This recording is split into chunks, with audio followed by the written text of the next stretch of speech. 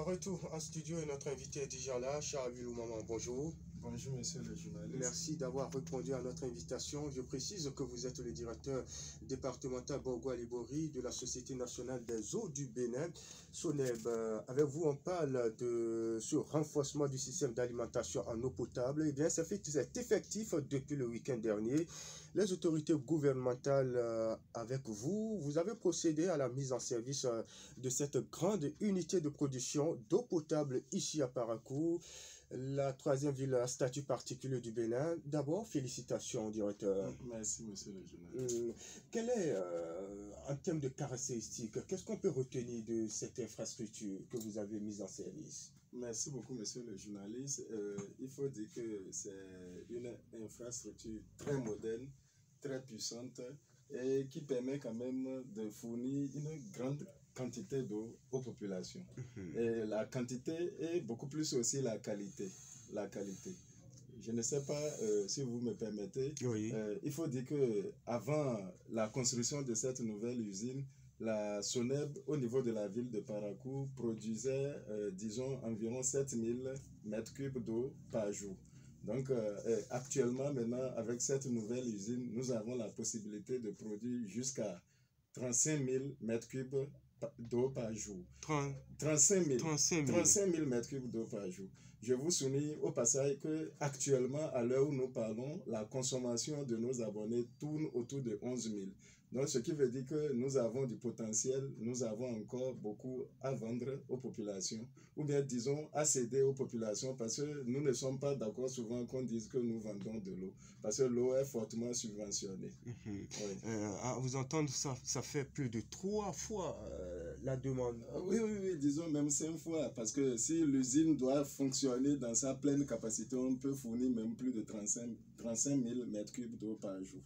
Oui. Alors, dans ce projet, est-il prévu de nouveaux branchements? Oui, dans le cadre de ce projet, effectivement, comme vous l'avez dit, c'est beaucoup plus le volet social. Il est déjà prévu 7000 kits, 7000 compteurs avec tous les accessoires. Et ces 7000 compteurs sont disponibles dans nos magasins. Et tenez-vous tranquille, monsieur le journaliste, le gouvernement s'est battu pour défendre les plus pauvres surtout, parce que le branchement était subventionné. Au lieu que les populations payent 115 000 pour avoir un seul branchement, ça a été subventionné et c'est révisé. C'est avec 50 000 déjà, nos concitoyens peuvent avoir de compteurs. Mieux encore, on leur a donné la possibilité de payer les 50 000 par tranche. Ah oui, cette possibilité est toujours en cours, vous c'est en cours, c'est en cours. Ça va continuer jusqu'à la fin des 7 000 kits dont nous disposons dans nos magasins. Et quand on dit 50 000 par tranche, celui qui a déjà 20 000, il peut déjà bénéficier de son compteur d'eau, quitte à payer les 30 000 restants sur 10 mois. Oui, 10 mois à venir. Bon, voilà à peu près ce qui est donné comme volet social aux populations. Donc, ce qui veut dire que la corvée d'eau au niveau de la ville de Parakou est conjuguée au passé. Parce que déjà, ce qui nous posait problème, c'était d'abord comment faire pour combler, pour les attentes, les besoins des populations en matière de quantité d'eau produite. Actuellement, le chiffre que j'ai avancé est trop parlant. Ça veut dire que nous défions même les populations. On attend la consommation pour satisfaire cette consommation-là. Nous n'allons pas assister à des ruptures par moment où c'est inévitable. C'est inévitable de parler de rupture. À ce jour, si une frange de la population n'a pas d'eau, il faut savoir peut-être qu'il y a casse. Et les casses sont des cas pour nous de force majeure. Là, les casses sont imprévues et c'est quand il y aura casse que nous allons isoler et procéder aux réparations. Pourquoi il ne peut pas avoir de rupture? Parce que dans le cadre du projet, on nous a donné des réservoirs, c'est-à-dire ce sont des ouvrages de stockage. Par exemple, au niveau de la nouvelle usine à Balikani, nous avons un grand réservoir qui fait 3000 mètres cubes. Vous comprenez? Quand nous venons au niveau de notre site de 2 kg communément appelé pont bascule, nous avons là 3 ouvrages de stockage. Il y avait un ancien réservoir qui faisait 2000 mètres cubes. Il y a également un nouveau réservoir qui a été construit dans le cadre du projet qui fait 300 mètres cubes. Il y a l'ancien château d'eau qui fait 500 mètres cubes. En plus de tout cela, au niveau de notre site de Ganon, à côté de la Sobebra, il y a également un nouveau château d'eau qui fait déjà 500 mètres cubes. Quand vous faites la somme, vous allez trouver, je crois, 6300.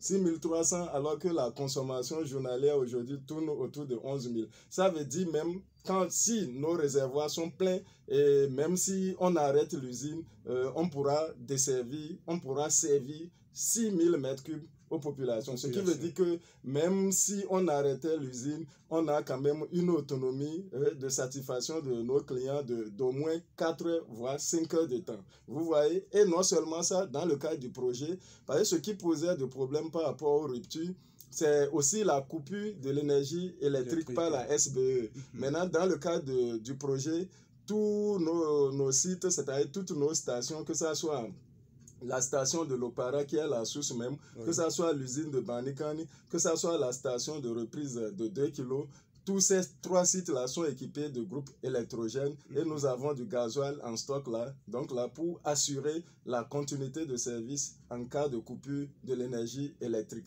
Donc aujourd'hui, à l'heure où nous parlons, à partir de ce jour, s'il y a rupture dans une zone donnée, il faut savoir qu'il y a eu casse de conduite et nous devons procéder aux réparations pour rétablir la fourniture d'eau. Donc c'est pour dire que le gouvernement a beaucoup fait pour la ville de Parakou.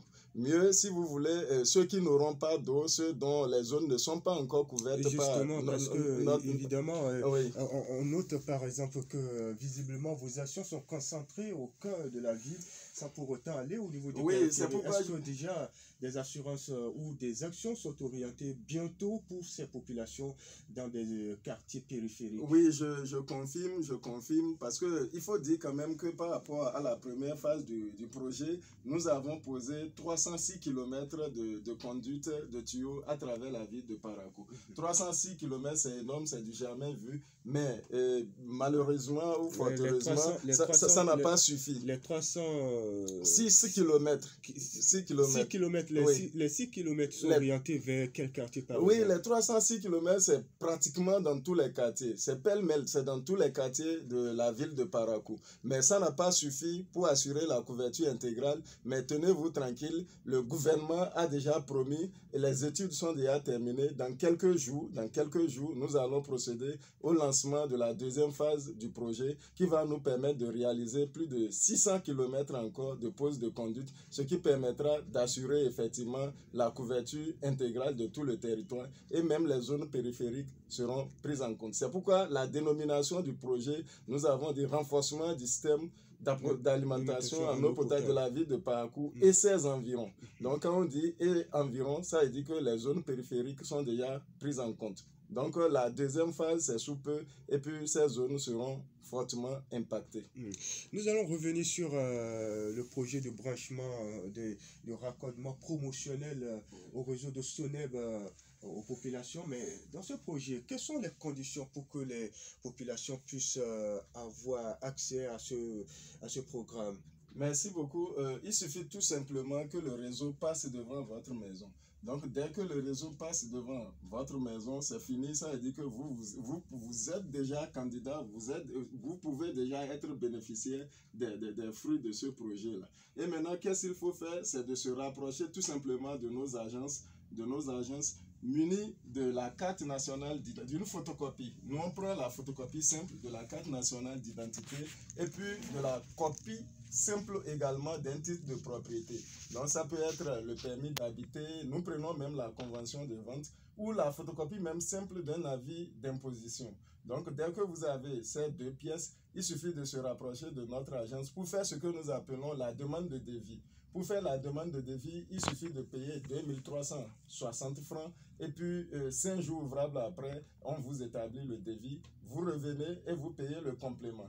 Pour celui qui veut payer 20 000 francs pour la première tranche, qui n'a pas envie de payer les 50 000 francs cash, c'est-à-dire quand il finit de payer les 2360, on lui établit le devis. Donc il revient, il fait le complément. Il va payer en ce moment-là 17 640 francs, de sorte que la somme fera les 20 000 dont nous parlons. Parce que nous disons que la première tranche, pour ceux qui veulent payer par tranche, c'est d'abord 20 000 et le reste sur 10 mois, à raison de 3 000 par mois. Donc voilà, pour celui qui veut payer 20 000 francs, voilà la procédure. Maintenant, pour celui qui veut payer 50 000 francs, parce qu'il y en a qui disent, bon, je ne veux pas faire des tracasseries, je ne veux pas, moi je suis prêt à payer mes 50 000. C'est une question de volonté.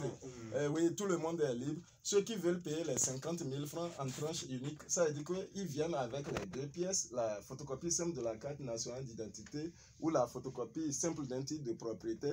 Il paie les 2360 francs. Une semaine après, il revient, le devis serait déjà établi et il paie le complément qui est de 47 640 francs. Donc, dès que tout cela est fait, 10 jours ouvrables après, nous on pose le compteur. Voilà la procédure pour bénéficier de ce service-là.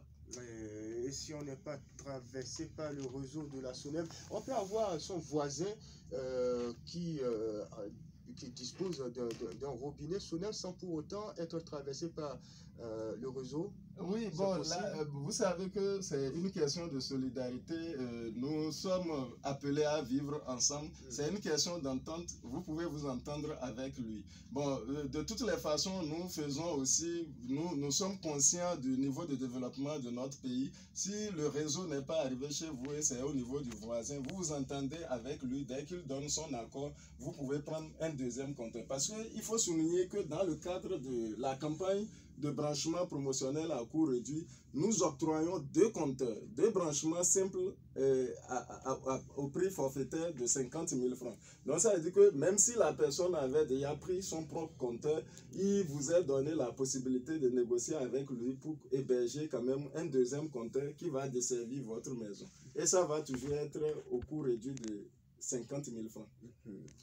Eh bien, nous allons permettre aussi aux auditeurs, mais avant qu'ils ne se prononcent, je voudrais bien revenir sur les caractéristiques de cette unité, cette grande unité de production d'eau potable. Est-ce à dire que les jours à venir, on ne parlera plus, bon, parce qu'on a connu des moments, surtout période de sécheresse, où les robinets, vous tournez et puis c'est du vent. Merci beaucoup. Ces moments-là sont déjà dans les oubliettes, comme on le dit. Parce qu'il faut dire qu'il faut situer les faits suivant les contextes. Les moments dont vous parlez, c'était les moments où c'était l'ancienne usine qui fonctionnait avec une capacité de production bien limitée.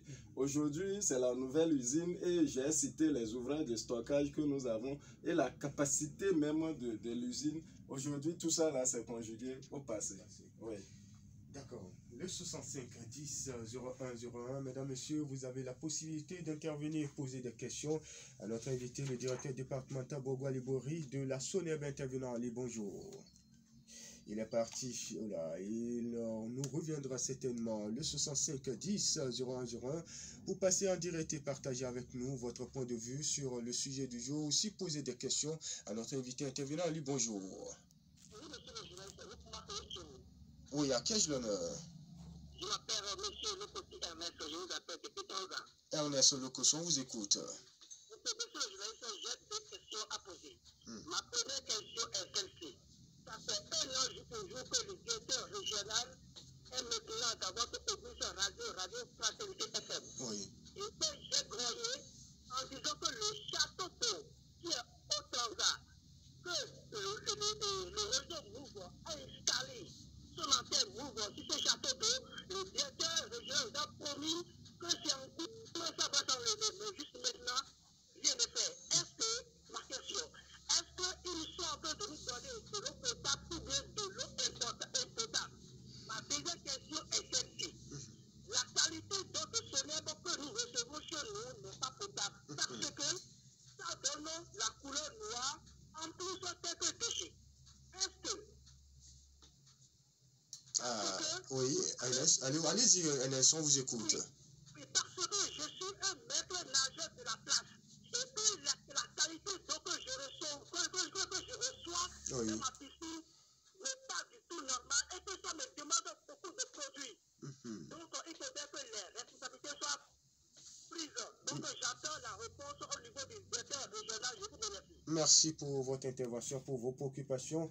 Le COSO NS a passé une excellente journée. Le 65 10 01 01, notre intervenant est au bout de la ligne. Bonjour. À qui ai-je l'honneur?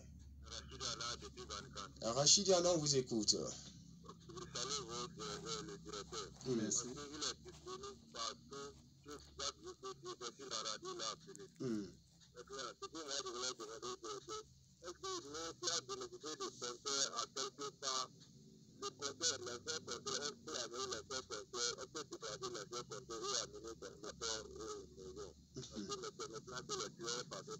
D'accord. D'accord. Oui, oui, allez-y, Rachid Yana.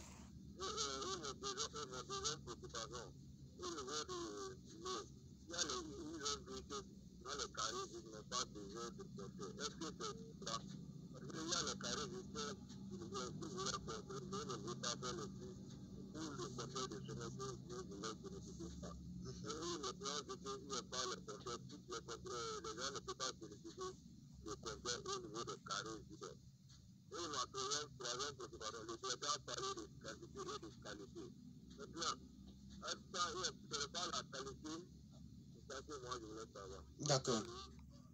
Merci Rachid Anan pour votre intervention. Passez une excellente journée. Le 6510 00 à votre suite. Un autre intervenant s'installe. Bonjour. À qui ai-je l'honneur? Moussa Simisaïdi, on vous écoute. Est-ce que vous avez un poste récepteur à côté de vous? Voilà, allez-y. Oui, allez-y, Moussa Simisaïdi. Oui.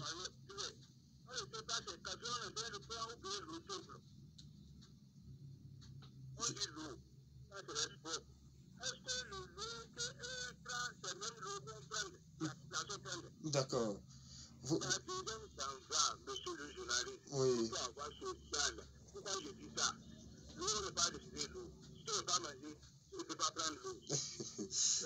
D'accord, mais là, c'est un autre débat. Sur, vous voulez nous amener sur un autre terrain, Moussa Simisaïdi. De toutes les façons, votre préoccupation sur la qualité de l'eau, vous estimez que l'eau qui est fournie n'est pas forcément, certainement, celle que consomment les responsables de la structure qui distribue cette eau. On y reviendra tout à l'heure avec notre invité en studio intervenant. Allez, bonjour. Zachary, je crois bien, je n'ai pas bien saisi le nom. Oui, et Soula Boubacar, on vous écoute.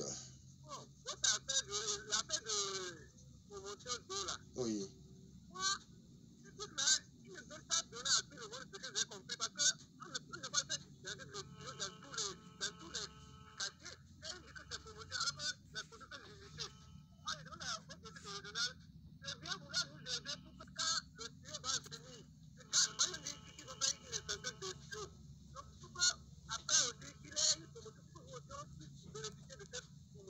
Vous nous appelez, Souley Aboubakari, vous nous appelez de quel quartier?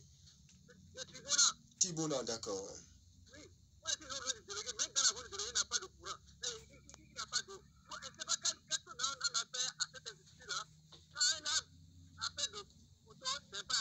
D'accord. D'accord. D'accord. Merci pour votre intervention. Vous posez là le problème de l'extension du réseau de la SONEB. Eh bien, il répondra, mais il a évoqué la seconde phase qui prendra corps certainement dans quelques jours. Un intervenant au bout de la ligne, bonjour.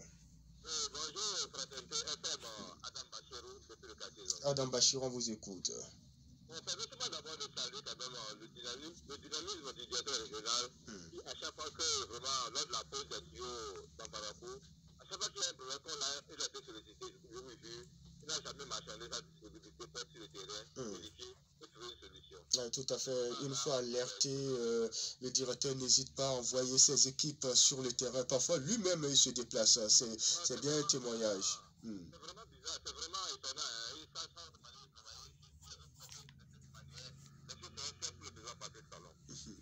Secondo, la deuxième projet de 600 km là, je vous avoue, monsieur le directeur, que les populations vous attendent vraiment impatiemment pour la concrétisation de cette phase là. Mais mon idée, c'est quoi? Est-ce que la non-ouverture des voies dans les quartiers périphériques via aussi par la mairie, où les arbres se trouvent un peu partout là, ne va pas gêner la pose de cette tuyau en son temps?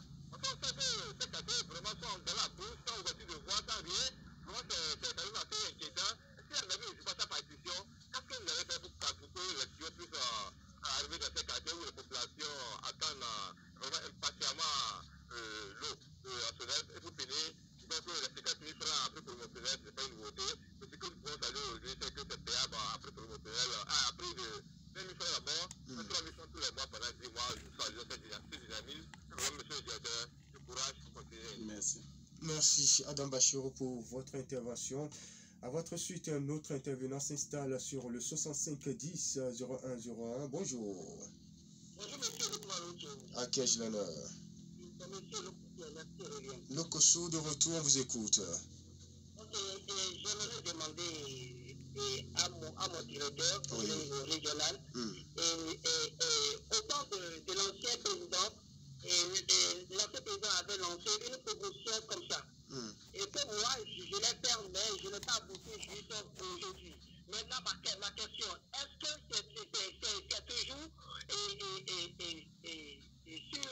sur le marché ou c'est de la périmée? Vous n'avez pas pu aller jusqu'au bout du projet, c'est ça? Enfin, des formalités à remplir pour bénéficier de ce projet. C'est ce que vous voulez dire en son temps? Mais j'ai payé les droits, c'était en son temps, c'était à 3 000 ou bien 2 000, c'est ça qu'il faut payer. Et quand je l'ai fait, que les papiers sont avec moi, est-ce que je demande, est-ce que c'est toujours en cours ou bien c'est périmé? D'accord. Eh bien, tout à l'heure, il répondra Ernest Lokoso. Merci pour votre intervention. Passez une excellente journée. Cette préoccupation, eh bien, certainement, l'administration étant une continuité, le directeur aura le soin de répondre à votre préoccupation. Intervenant en ligne, bonjour. À qui ai-je l'honneur? Mesmer Tosson, on vous écoute. Je vais demander à votre directeur, pourquoi il faut dire que les cieux sont passés par vous, ils ont laissé d'Abdebou. Actuellement, je suis dans le quartier d'Abdebou, aucun tuyau ne même pas venir au quartier d'Abdebou. Le quartier d'Abdebou, c'est un grand quartier, monsieur le journaliste. Secondo, vous allez lui demander si tous les pièces sont demandées, sont déposées avec l'argent. Pourquoi le temps comme ça, il faut faire avant de trouver le compteur, monsieur le journaliste? Parce qu'il y a déjà des plaintes. Si tu déposes de l'argent, la pièce, il faut faire comme des cargos, aux gens qui vont se déplacer. Ou bien il faut prendre le temps avant de trouver le compteur. Je ne sais pas pourquoi, ou bien bon. En tout cas, il va nous expliquer comme il est là. D'accord. Merci Tassou Mesmer pour votre intervention. Passez une excellente journée. Si vous ne nous revenez plus, le 65 10 0101, bonjour. Rachidiana, oui. De retour, on vous écoute, Rachidiana.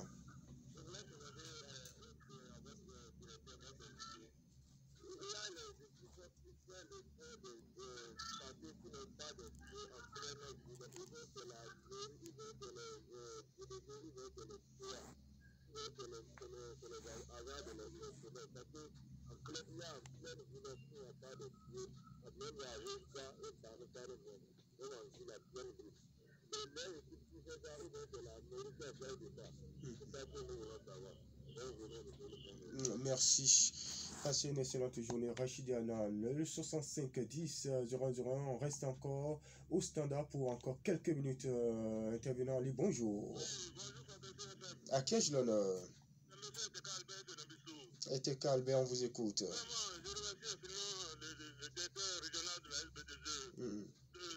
Soneb. Maintenant, je lui demande simplement de remporter l'équipe.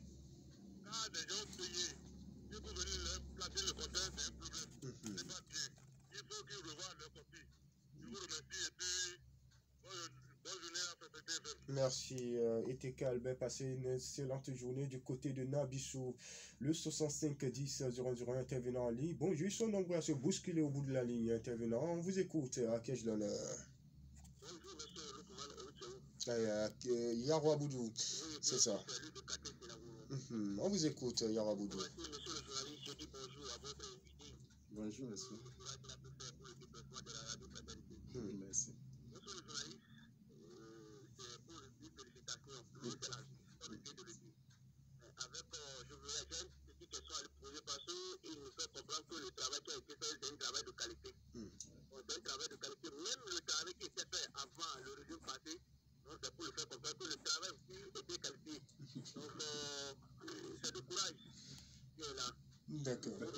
Merci. Merci, Yara Boudou, pour votre intervention. Le 65 10 0101.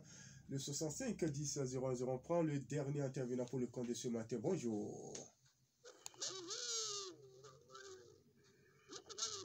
Oui, à qui ai-je l'honneur? Antoine Aroma, le collègue du quartier Péruguera. Antoine, depuis la tranche A, on vous écoute. Vraiment, je salue également le Péruguera de la Sodève. À tout Seigneur, à tout honneur. Vraiment, c'est Dieu qui l'a donné. Il a donné la chance-là. Il a donné de l'eau à boire à toute la population paraguayenne. Aujourd'hui, il dit, il continue de renforcer l'intérieur des quartiers de la ville de Paraguay. Je vais toujours parler de la tranche A. Que le maire puisse l'autoriser quand il y a conseil, il puisse arriver et poser les problèmes que je pose la dernière loi à la population. Parce que s'il n'est pas là, on aurait passé à côté. Il doit être là. Parce que les quartiers comme Péruguera, tranche A, nous avons de l'eau à Péruguera. Mais tu ne veux pas passer par à tous les lieux, surtout à l'intérieur. Nous n'avons pas les voies secondaires. On va bénéficier de tuyaux, de bêtes. On va se faire. Déjà, si vous voulez de cette ville-là, à 4 heures du matin, vous voyez les enfants qui sont déjà dans la tête. Ils se signent déjà. Et quand ils entendent qu'il y a de l'eau, elles se donnent. Par rapport que nous sommes ici, on ne trouve pas de l'eau. Voilà, c'est des difficultés que nous sommes confrontés. Donc, on peut permettre d'assister au conseil. Pour savoir le quartier qui reste, qui n'est pas que de l'eau à boire. C'est des tailles taillées, on a fait. Merci, passez une excellente journée. Antoine Aroma depuis le quartier Péruguera, la tranche A. On revient en studio avec Charles Moment, directeur départemental Borgo Alibori de la SONEB. Vous avez écouté les uns les autres, les préoccupations, elles sont multiples et de plusieurs formes. Charles Moment, votre réaction d'abord. Merci beaucoup, monsieur le journaliste. Je tiens à remercier tous ceux qui ont intervenu, même ceux qui n'ont pas pu se prononcer. Je les remercie tous. Je pense que je dois commencer par rassurer les populations parce que j'ai remarqué que la plupart des concitoyens sont intéressés par rapport à notre produit. Ceux dont le réseau ne passe pas devant leur maison, ils sont les plus nombreux à appeler. Je les exhorte à la patience. Je dis, pour ceux qui étaient à la cérémonie de mise en service, le ministre de l'énergie et le ministre de l'eau, toutes mes excuses, le ministre de l'eau, il a dit que la deuxième phase pour les extensions, c'est sous peu, ça va être fait, ça va être une réalité. Mon directeur général aussi l'a dit, et moi-même je confirme, et je dis que toutes les études sont déjà bouclées, ce n'est qu'une question de quelques jours, et vous verrez, les machines vont se déployer sur le territoire de la ville de Parakou. Vous confirmez, le ministre Samsedou Adambi l'a dit, votre directeur général l'a dit, et moi-même je confirme. Vous confirmez, n'est-ce pas, des propos politiques? C'est pas du tout de la politique, mais on nous a souvent dit que c'est les maquettes, on voit. Bon, mais aujourd'hui, quand vous allez à Banikani, ce n'est plus maquette, vous allez voir, mais vous allez voir quand même un grand joyau qui est érigé là. Je pense que pour ceci, ceux qui diront que c'est les promesses électorales, ils auront tort parce qu'ils risquent de ravaler leurs vomicires parce que dans quelques jours, la réalité sera là sur le terrain et ils vont constater. Et je profite également, donc je les rassure de ce que nous travaillons en parfaite synergie. Charles Moment, juste une parenthèse, vous avez dit dans quelques jours, ça sous-entend approximativement dans combien de temps? Je ne voudrais pas trop avancer une date, mais quand on dit quelques jours, comprenez, on ne dit pas quelques mois, on ne dit pas quelques années, donc ça veut dire que c'est quand même... inscrivez-vous dans une fourchette de 2, 3, 4 mois, mais je ne saurais fixer une date précise pour qu'après on appelle pour dire que le directeur a menti. Mais je sais, ce dont je suis sûr, au cours de cette année 2020, ça va être une réalité. Et si possible, c'est-à-dire sous peu, quand on dit sous peu, ça veut dire que c'est à côté. Ce n'est qu'une question de quelques petits réglages. Et ça va être approuvé certainement en conseil des ministres et les Béninois, les Paraguayens vont applaudir. D'accord. Oui. Bon, maintenant, par rapport à cette question, donc je rassure tout le monde, tous ceux qui n'ont pas encore de l'eau devant leur maison, ça va être une réalité bientôt. Et je profite pour vous répondre à la question concernant la non-ouverture des voies. Je vais dire qu'après la réalisation de la première phase des extensions, nous avons déjà envoyé un plan à la mairie de Parakou avec déjà les rues qui sont déjà prises en compte. Et il revient maintenant à la mairie de Parakou de procéder à l'ouverture des voies. Parce qu'effectivement, c'est une grande question qu'il a posée, c'est un grand problème.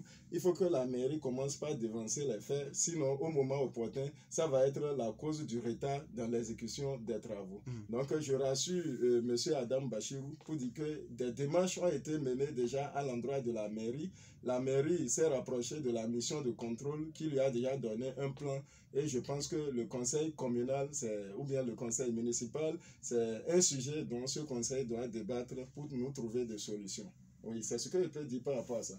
Maintenant, si avec votre permission, je vais répondre beaucoup plus à d'autres questions. Oui. Je remercie M. Ernest. Je voulais reprendre. Non, j'ai tout noté, je vais répondre. Je remercie M. Ernest qui a parlé de l'antenne Move qui est sur le château d'eau. Effectivement, c'est une réalité. C'est une réalité, l'antenne d'eau est là. Il faut dire que c'était là depuis des années et ça devrait être régi par un contrat entre la SONEB et Move. Mais il faut dire aussi que dans pratiquement beaucoup de pays développés, ça se passe comme ça aussi, hein, ça se passe comme ça. Que pour ceux qui voyagent, ils vont constater que dans d'autres pays aussi, ces ouvrages sont exploités pour ces fins-là. Parce que effectivement, nous donnons de l'eau aux populations, mais de l'autre côté aussi, les gens ont besoin des services des télécommunications pour plusieurs activités. Et bon, ça se passe comme ça. J'avoue qu'une autorité, une grande autorité aussi, avait évoqué cette question et moi, j'en avais rendu compte à la direction générale. Mais après analyse, c'est dit que dans d'autres pays aussi, ça se passe comme ça. Je pense que compte rendu sera fait à ma hiérarchie et on verra bien les résolutions qui vont être prises par rapport à cette question-là. Bon,